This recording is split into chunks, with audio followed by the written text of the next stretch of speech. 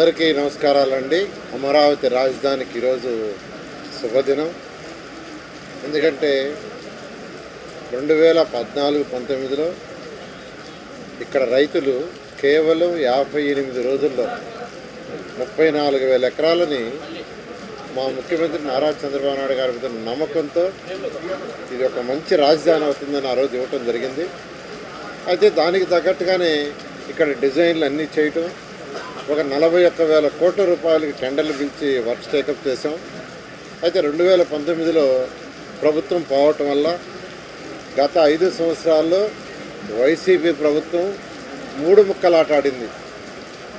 విశాఖపట్నం అని, ఇక్కడ అమరావతి అని, కర్నూలు అని రకరకాలుగా ఆడి రైతుల్ని అనేకమైన ఇబ్బందులకు గురి చేసింది. అయినప్పటికీ రైతులు మనోస్థైర్యంతో ఉన్నారు. నిజంగా వాళ్ళందరినీ నేను అభినందిస్తున్నాను. అందుకని ఈ ప్రభుత్వం ఇప్పుడు రాగానే ఇమీడియట్గా దీన్ని టేకప్ చేయమని ముఖ్యమంత్రి గారు చెప్పటం. అయితే దానికి అంతకుముందు వేసిన రోడ్లు కొన్ని తవ్వేశారు, కొన్ని డోర్లు విండోస్ ఎత్తుకొని వెళ్ళిపోయారు. ఇలా అసలు ఇక్కడ కంప్లీట్గా దీన్ని ఒక అడవి చేశారు. 34 ఎకరాలు రైతుల దగ్గర తీసుకున్నాం. గ్రామ కంటాలు కావచ్చు, లేదా ప్రభుత్వ భవనాలు కావచ్చు, అన్నీ తీసుకుంటే ఇది 58,000 ఎకరాలు. ఈ 58,000 ఎకరాల్లో సుమారుగా 24 ఎకరాలు దాదాపు దట్టమైన అడవిలాగా తయారైపోయింది. మొన్న సీఎం గారు విజిట్లో యాక్చువల్గా బిల్డింగ్స్ చూస్తుంటే, ఒక బిల్డింగ్ ఎక్కి చూస్తే జడ్జెస్ బంగ్లాస్ అన్ని కంప్లీట్గా కంపతో మునిగిపోయిండాయి. అక్కడికక్కడే సీఎం గారు ఇన్స్ట్రక్షన్ ఇచ్చారు, ఇమ్మీడియట్గా కంప మొత్తం తొలగించమని. దానికి టెండర్లు ఇచ్చాము. దానికి యాక్చువల్గా ఇవాళ పని ప్రారంభించడం మొదలుపెట్టాం. ఈ పనిని 30 రోజుల్లో కంప్లీట్ చేయమని యాక్చువల్గా టెండర్లు ఇవ్వడం జరిగింది.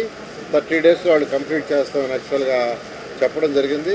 కంప్లీట్గా 30 డేస్లో ఈ పని పూర్తి చేస్తే first step, this is the first step. ముఖ్యమంత్రి గారు ఇచ్చిన ఫస్ట్ ఆదేశం అంటే ఫస్ట్ కంప తొలగించండి. అప్పుడు ఎవరికి ఇచ్చిన ప్లాట్లు ఎక్కడున్నాయో వాళ్ళు చూసుకుంటారు. కనీసం ఇప్పుడు మనం ప్లాట్లు ఇచ్చాం రైతులకి, ఎవరు ఎక్కడున్నాయో ఎవరికి తెలియదు అన్నారు. దాని మీద చేస్తున్నాం. తర్వాత ఏదైతే బిల్డింగ్స్, రోడ్లు అప్పుడు కట్టామో, గత 5 సంవత్సరాలు ఎటువంటి మెయింటెనెన్స్ కానీ దాని గురించి పట్టించుకోకుండా గత ప్రభుత్వం, వైఎస్ఆర్సీ ప్రభుత్వం వదిలేస్తే దానివల్ల కంటిన్యూ చేయాలని ముఖ్యమంత్రి గారు ఆదేశించడం. దాని మీద స్టడీ చేయడానికి ఐఐటి హైదరాబాదు, ఐఐటి చెన్నై ఇద్దరికి ఇచ్చాం.